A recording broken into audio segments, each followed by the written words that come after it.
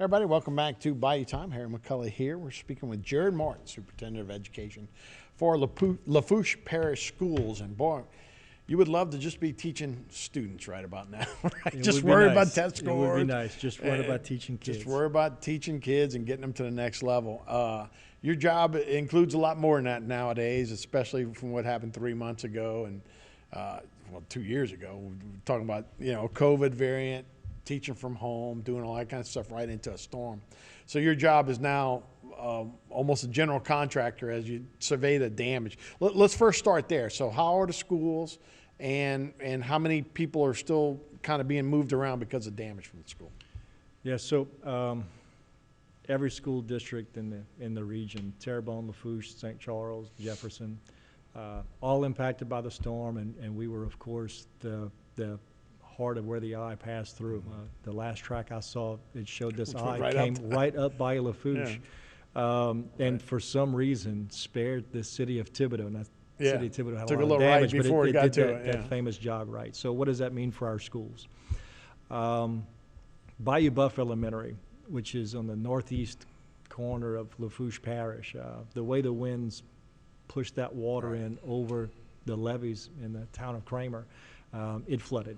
And so it had tremendous damage at Bayou Buff Elementary. I believe that the number is excess of $4 million worth of damage at a very small Bayou Buff Elementary School that services about 220 kids. On the other end of the parish is South Lafourche High School. It's got more than $20 million in damage, but we've already been able to do a lot of the work in the part that has the most classrooms, and so our kids are at school, but only half the kids are at school on any given day. We're running an A-B model at South Lafourche, but to service the kids every day, we have taken an approach where if, I'll use geometry as an example because I was just in a geometry classroom, where we have half the kids on campus, all the teachers on campus, of course. So we put 2 teachers in a classroom, full classroom of students. The teacher is delivering a geometry lesson, and there's a computer up filming the teacher delivering the instruction, and there are 30 kids at home zooming into that class, and they can ask questions via the chat room, and the second teacher in the classroom is addressing the kids who are learning virtually. So while we're giving live lessons to one class, 2 classes worth of children are engaging with that teacher via those 2 teachers in the classroom. It's been an interesting model and one that we had to pull off because platooning for our high school students, where we would go every day to follow the model that Terrebonne Parish is using, just really wasn't possible geographically because of the distance between the 2 schools. To get from Golden Meadow to Central Lafourche High School is bad before the storm. Following the storm with traffic, completely impossible and out of the question. So we knew we were restricted to that campus in terms of servicing those kids, but our teachers just really answered with tremendous resolve and came up with a technological solution to a non-pandemic related problem, but a pandemic, using a pandemic solution, and so it was fantastic to see how they did that and how the school's really running well. We were actually able to host a football game.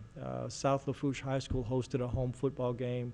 Their playoff game is a really exciting, high-scoring game, but it was good to see that. So South Lafourche has tremendous damage, and it's going to be a long road for recovery for that school, but we're hoping to get every kid on campus every day soon.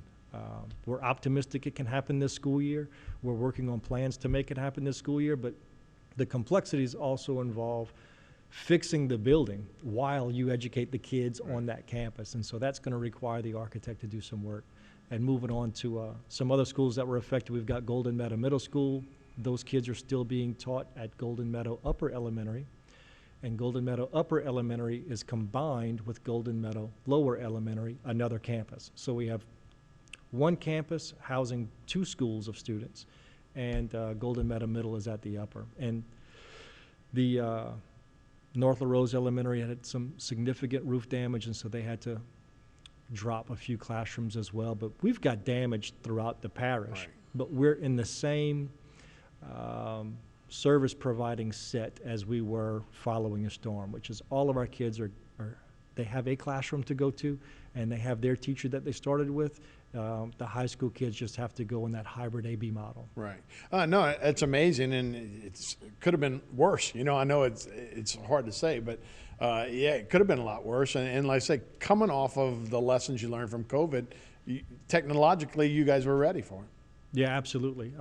Without the being thrown into the deep end of the pool, so to speak, in terms of if you want to teach kids, you're going to have to do it via the computer and the internet. We wouldn't have been able to do what we're doing now with the kids. Yeah, it's just unfortunate some of those kids are at home, not in a great situation, that are doing it virtually. So that's kind of different as well. Yeah, because a lot of the kids that are having to learn virtually right now are doing it from campers. They're doing it from grandparents' house, or they're doing it from really places even worse than either of those two I described. Right. I mean, we've had some reports of families living in makeshift shelters. It's just heartbreaking, but we've seen a lot of progress on the housing front, and the parish government, the state government, and of course with the federal aid, they're making a lot of headway. And when people from outside the community call and ask me what the schools need, I quickly say the schools don't need anything. Focus on the communities, focus on the neighborhoods. That's where the effort to help people needs to be. It was like, how do you get infrastructure? What do they have electricity? Do they have, and most people have electricity now. Some of them are in trailers, but you guys providing the data or the help to be in virtual classrooms. So from LaRose South, the high-speed internet that people had in their homes really didn't get turned on until very recently. I got internet at my house. I live in Lockport, I think 2 weeks ago. And so we still have students that don't have what used to be the cable and high-speed internet. So all of the students that are learning on the hybrid model, every South Lafourche High School student was given not only a Chromebook, but they were given a mobile hotspot. And they access the internet via the cell towers that are providing the internet service to those hotspots. And so they can log in, and they've got the internet in their homes now. Wow. No, that's great. And it's so fortunate you guys have been able to do that. Let's talk about money. You talking about you got at least $70 million in damage, probably going to be north of that. Your insurance pays $20 million. That's right. So now your job is to figure out how are we going to pay for all of this and then try and get reimbursed down the road, huh?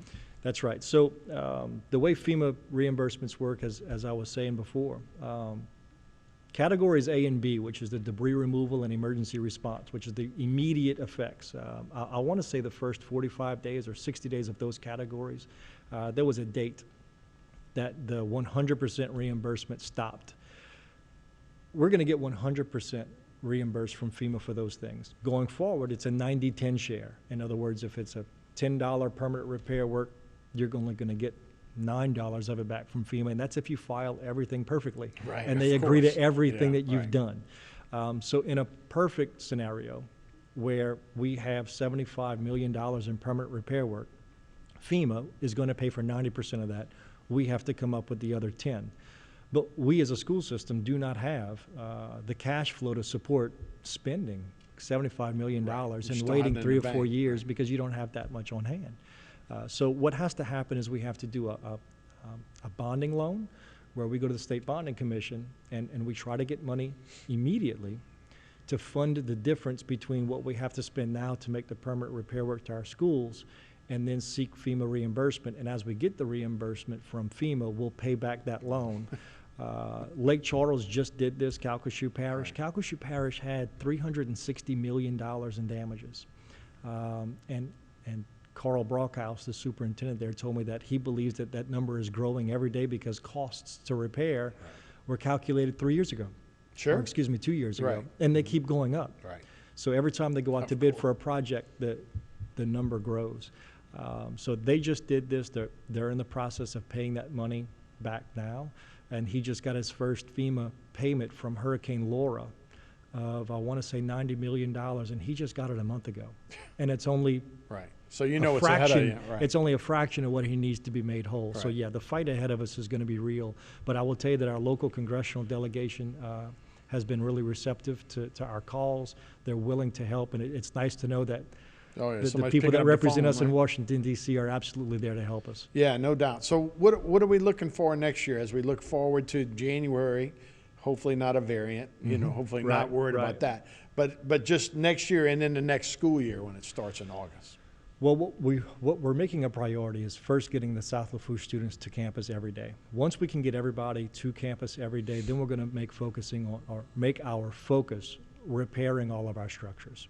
We would rather not abandon any schools, and we would rather make the repair work to those schools that were damaged. That includes Bayou Buff Elementary, that includes Golden Meadow Middle School, and rebuilding these structures that mean a lot of folks to a lot, Sure. or mean a lot of things to a Right. lot of folks, is what I'm trying to say. But ultimately, we're going to have to make some financial decisions as well. And we're going to look at the costs associated with decisions, and we're going to present to the board courses of action. And in a perfect world, as we make these repairs, we can do some things that make us less vulnerable to storms going forward. Well, the reason they're so valuable to people is because they've been here a long time. But with that comes all these extra low costs that we were talking about. Asbestos might be in the shingles, new guidelines that you have to build to now. That's You're right. not just replacing an 80-year-old school building. You're making a new school building. That's right. And look, there are folks whose houses have similar circumstances where if you have an old asbestos shingled roof and 4 shingles are missing, there is no repair. You have to completely replace the whole thing. Extremely similar in a school where you have asbestos floor tiles. As the tiles begin popping up, you can't replace them. They You all have gotta to go. do an abatement, which is a more complex, Adds costs. and demolition costs skyrocket, and then you've got to come back with new floors. And then you got to make it code, right? And if you breach the 50% value of that structure, the entire structure has to come up to today's building standards and code, which is why that FEMA claim, Correct. that number is going to You're gonna continue need to go that. up. And for mostly, you say elevation-wise, you're pretty good shape, but the Americans with Disabilities Act, all those kind of different things, and That's right. obviously hurricane roofs and all that kind of stuff, that's where the cost is going to Yeah, come the costs thus far, as explained to me by our architects, are going to be heavily in terms of hurricane ratings, the wall ratings, like you said, the ADA ratings, that all of the codes associated with today's standards of building, if you breach 50%, they're going to have to be met in those buildings. Man, wouldn't you like to be worried about leap scores and Well, we still are. We absolutely still are. But I wish that was the primary focus Right. instead of, recovering from a hurricane. But the truth is, you said earlier, when a Category 5 storm comes right up the center of your parish, where we are right now is really a testament to Remarkable. structures that have been built really well. Right. It's pretty remarkable that Port Fouchon, as an example, took one in the chin and they were operating 8 days later. Right. Actually, I think it speaks to our ability to stay here. Right. No, I agree 100%. Jared, thank you. I know you'll be a busy man for many days to come. Absolutely. Thanks for joining us. Yes, sir. We'll be right back with more Bite Time after this.